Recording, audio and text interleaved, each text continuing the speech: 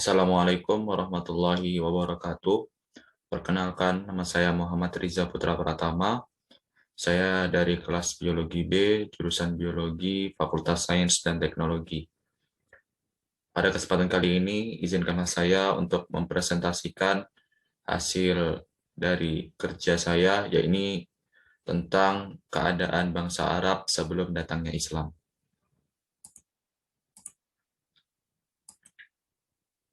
Yang pertama yaitu kondisi geografis Jazirah Arab sebelum adanya Islam. Bangsa Arab bertempat tinggal dan mendiami semenanjung terbesar di dunia, yaitu Semenanjung Arabia, terletak di Asia Barat Daya, luasnya 1.027.000 mil persegi. Beberapa wilayah ditutupi padang pasir dan merupakan salah satu tempat terpanas di dunia. Tidak terdapat sungai yang dapat dilayari atau air yang terus-menerus mengalir ke laut. Yang ada hanyalah lembah-lembah yang digenangi air di waktu musim hujan. Secara geografis, menurut sejarawan Syalabi, Jazirah Arab dibagi dalam dua wilayah, yaitu wilayah tengah dan wilayah pinggiran. Bagian tengah terdiri dari gurun dan padang pasir, serta beberapa pegunungan yang tidak begitu tinggi. Kondisi seperti itu mengakibatkan hujan tidak banyak turun, akibatnya penduduk hidup berpindah-pindah dari satu tempat ke tempat yang lain, mengikuti turunnya hujan dan mencari tanah yang subur guna menghidupi unta dan ternaknya. Karena itu mereka disebut masyarakat nomaden. Dengan tipologi geografis seperti ini, orang Arab merupakan suatu kelompok yang susah untuk mengembangkan kebudayaannya. Wilayah pinggiran merupakan bagian maritim, karena itu penduduknya tidak nomaden, sehingga mereka bisa mengembangkan kebudayaan jauh lebih memungkinkan dibanding dengan masyarakat Badui atau masyarakat pedalaman yang nomaden. Misalnya, mereka dapat mendirikan kota ataupun kerajaan. Kerajaan yang terbesar yaitu Yaman dan Hijaz. Di wilayah Hijaz inilah Islam dilahirkan. Selanjutnya yaitu kepercayaan bangsa Arab sebelum adanya Islam. Kepercayaan bangsa Arab sebelum datangnya Islam yakni mayoritas mengikuti dakwah Nabi Ismail, yaitu menyeru kepada agama bapaknya Nabi Ibrahim yang intinya menyeru menyembah kepada Allah Subhanahu wa taala, mengesahkannya dan memeluk agamanya. Tapi lama-kelamaan mereka mulai melalaikan ajaran yang pernah disampaikan. Sedangkan minoritas di antara mereka ada orang Yahudi di Yathrib, orang Kristen di Najran di Arabia Selatan. Walaupun begitu, masih ada sisa-sisa tauhid dan beberapa syiar dari agama Ibrahim. Hingga muncul Amr bin Luhai, yakni pemimpin dari Bani Kuza'ah. Dia tumbuh sebagai orang yang dikenal baik, mengeluarkan sedekah dan respek terhadap urusan-urusan agama. Sehingga semua orang pun mencintainya, dan hampir-hampir mereka menganggapnya sebagai ulama besar dan wali yang disegani. Hingga pada akhirnya Amr bin Luhai melakukan perjalanan ke Syam. Di sana dia melihat penduduk Syam yang menyembah berhala. Yang menganggap hal itu sebagai sesuatu yang baik dan benar. Sebab menurutnya Syam adalah tempat para rasul dan kitab. Maka dia kembali sambil membawa hubal, yakni sejenis berhala, dan meletakkannya di Ka'bah. Setelah itu dia mengajak penduduk Mekah untuk membuat persekutuan terhadap Allah. Orang-orang Hijaz pun banyak yang mengikuti penduduk Mekah karena mereka dianggap sebagai pengawas Ka'bah dan penduduk tanah suci. Tentunya hal itu menyebabkan Ka'bah yang sebelumnya dibangun oleh Nabi Ibrahim dan anaknya Nabi Ismail alaihissalam menjadi beralih fungsi. Dulunya sebagai tempat beribadah bagi agama Hanif, kini orang Arab dari berbagai penjuru negara setiap tahun datang berkunjung ke Mekah, seperti yang diajarkan Nabi Ibrahim, tetapi untuk menyembah berhala yang mereka tempatkan di situ. Adapun tiga berhala yang terkenal yaitu Lata yang terletak di Taif, Uzza yang bertempat di Nakhlah sebelah timur Mekah, kedudukannya terbesar kedua di bawah Hubal, dan yang ketiga adalah Manat bertempat di Yathrib. Lebih populer di kalangan suku Aus dan Khazraj. Berhala-berhala itu mereka jadikan tempat untuk menanyakan nasib baik dan nasib buruk mereka. Kemudian untuk agama Yahudi dibawa masuk ke semenanjung Arabia oleh orang Israel dari Palestina, mereka menetap di Yaman, Khaybar dan Yathrib. Karena pengaruh mereka lah orang-orang Arab, suku-suku Aus dan Hazraj bergegas masuk Islam, menyongsong Nabi ke Mekah sebab antara mereka selalu terjadi percekcokan dan perselisihan. Selain agama Hanif dan Yahudi tadi, agama Kristen pun berkembang. Juga dianut suku-suku yang terdapat di sebelah utara Jazirah Arab yang dikembangkan pendeta-pendeta kerajaan Bizantium. Di Yaman, sebelah selatan Jazirah Arab, terutama Najran, terdapat penduduk Arab beragama Kristen. Agama Kristen di sebelah selatan ini datang dari kerajaan Habsyi atau kerajaan Ethiopia. Kemudian yang selanjutnya yaitu keadaan ekonomi dan politik bangsa Arab sebelum Islam. Berikut gambaran mengenai keadaan ekonomi bangsa Arab sebelum adanya Islam. Yang pertama yaitu keadaan ekonomi. Perekonomian yang berkembang di Arab pra-Islam yang sangat berarti adalah pertanian dan perdagangan. Di samping itu, perdagangan adalah unsur penting dalam perekonomian masyarakat Arab pra-Islam. Mereka telah lama mengenal perdagangan bukan saja dengan sesama Arab, tetapi juga dengan non-Arab. Kemajuan perdagangan bangsa Arab pra-Islam dimungkinkan antara lain karena pertanian yang telah maju, kemudian tersebut ditandai dengan adanya kegiatan ekspor-impor yang mereka lakukan.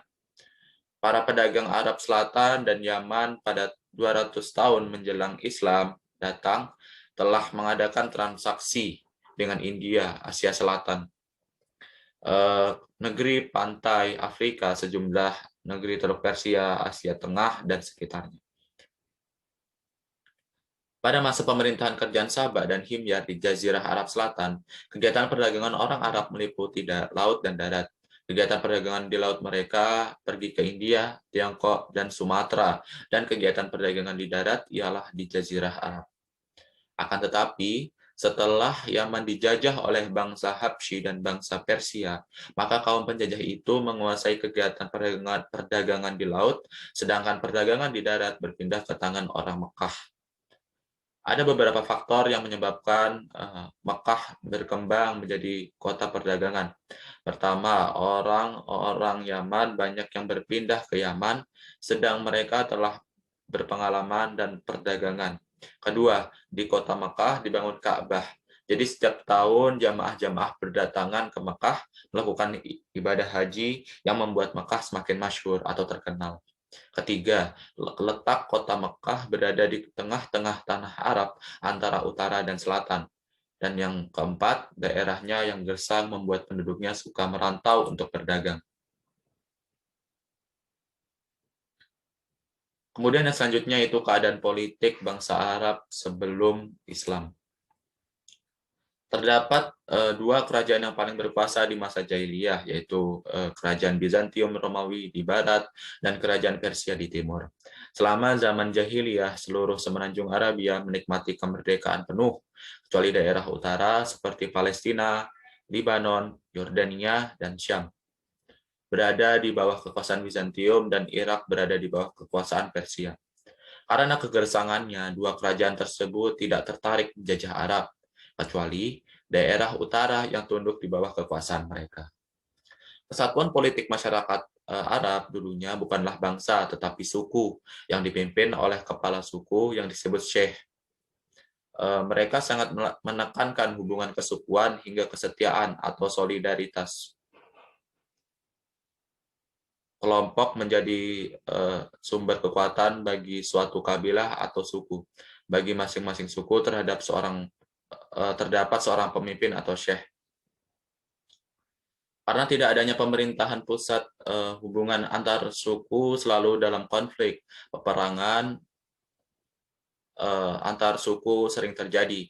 Hal-hal sepele bisa menimbulkan peperangan. Misalnya terkenal peperangan yang terjadi antara Bani Bakar dan Bani Taghlib yang berlangsung selama 40 tahun.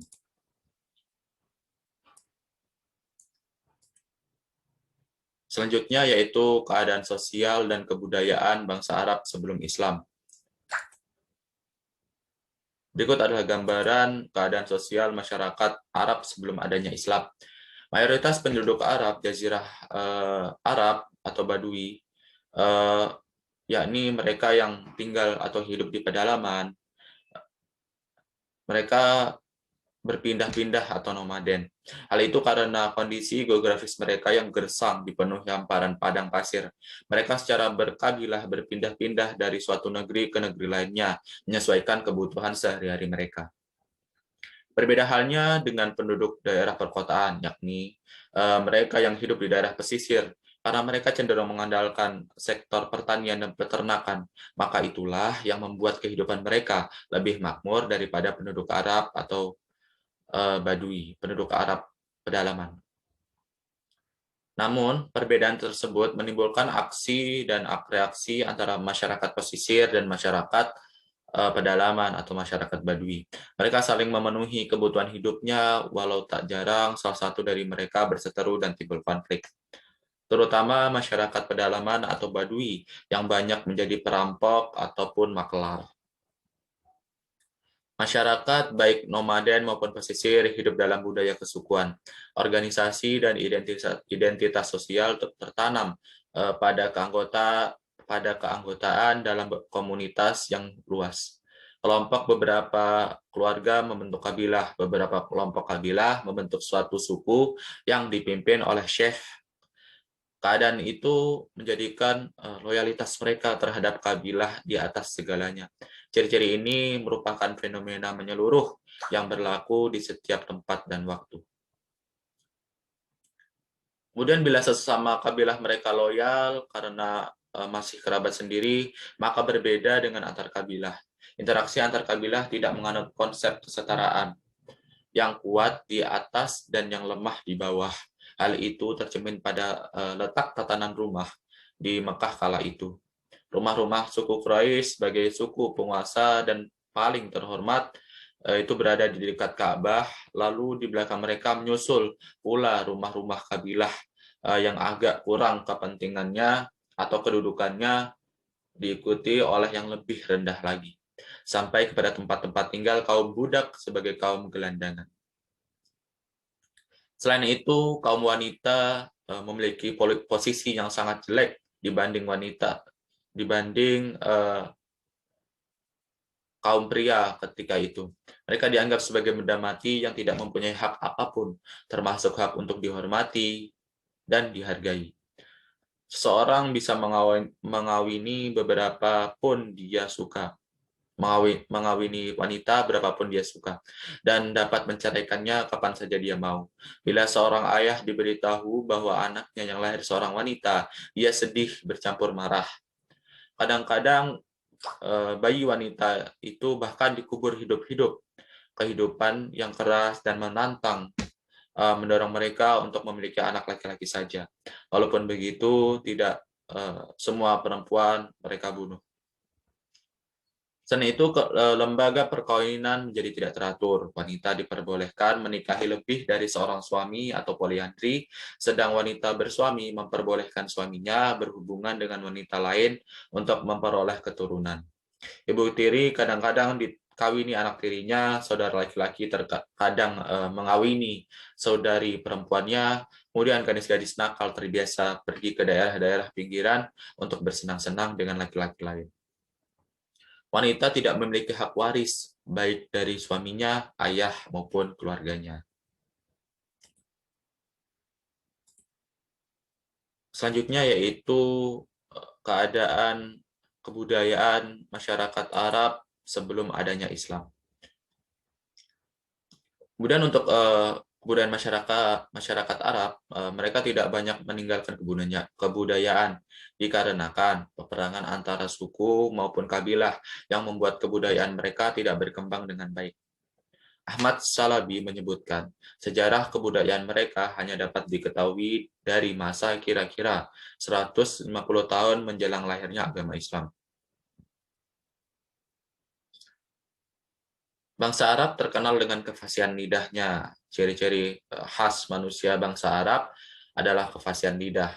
pengetahuan tentang senjata dan kemahiran menunggang kuda. Maka tidak mengherankan bila seni sastra, terutama puisi, sangat berkembang pesat di kala itu. Para penyair memiliki kedudukan terhormat di kalangan sukunya. Betapa besarnya peranan yang diemban para penyair. Sejarah bangsa Arab dapat diketahui melalui puisi-puisi mereka. Oleh karena itu, para penyair selain memberi nasihat dan juru bicara sukunya, mereka juga adalah ahli sejarah dan intelektual sukunya. Syair adalah salah satu seni yang paling indah dan sangat dimuliakan serta dihargai oleh bangsa Arab. Mereka senang berkumpul mengelilingi para penyair untuk mendengarkan syair-syair mereka yang indah.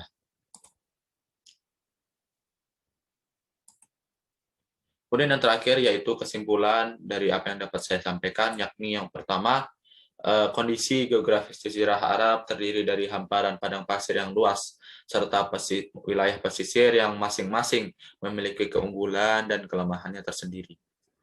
Masyarakat Arab sebelum datangnya Islam disebut dengan masyarakat jahiliyah atau masyarakat yang jauh dari kata baik moralnya ataupun perilakunya. Kemudian kepercayaan jauh sebelum Islam datang, bangsa Arab telah menganut berbagai agama seperti Hanif, Yahudi, dan Kristen.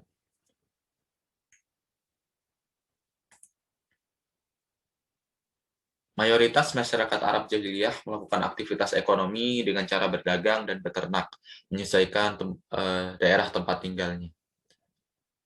Sistem politik dan pemerintahan pada bangsa Arab ditandai dengan masih adanya kabilah atau suku.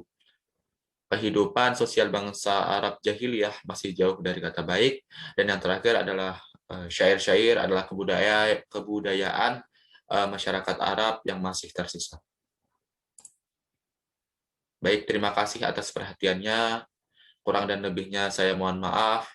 Wallahul muwaffiq ila aqwamit thoriq. Wassalamualaikum warahmatullahi wabarakatuh.